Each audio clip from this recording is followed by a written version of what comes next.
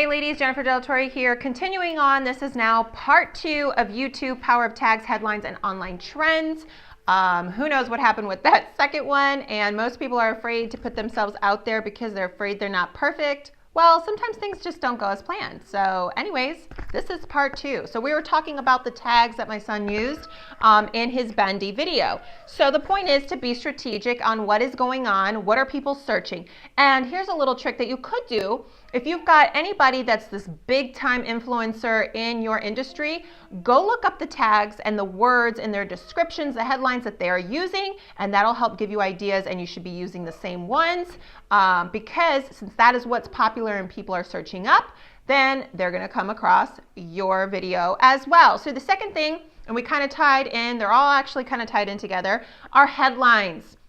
So again, he had a headline, how to draw a bendy. My daughter just recently posted a video on her YouTube channel on Tuesday night, and she called it was figure skating. So she called it Winter Olympics, figure skating, blah, blah, blah. She used those hashtags. And because of that, by the next morning, she was already at 150 views.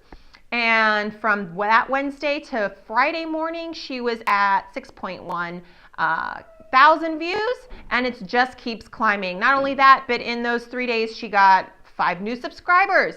And so anybody comes to it and they watch it, and then they take a look at what else is going on her channel. Guess what? They're going to follow her if it's stuff that interests them. So if you are not creating a strategic headline that is something that's going on, that's a popular trend right now, everybody's watching the Winter Olympics. So of course it was very smart for her as an 8-year-old to use that, and she did that on her own. Then think about the power that you can have and how far you can get your reach and your audience by sticking to what is trending. If you don't even know how to go about it, go on Twitter, look up in the search, and you're going to see popular topics, popular trends, popular hashtags going on right now. Use those.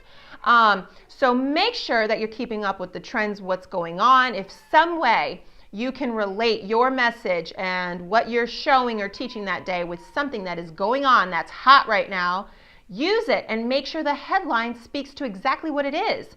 And make sure you're putting the hashtags, because that's going to help what people are typing in and searching up these keywords.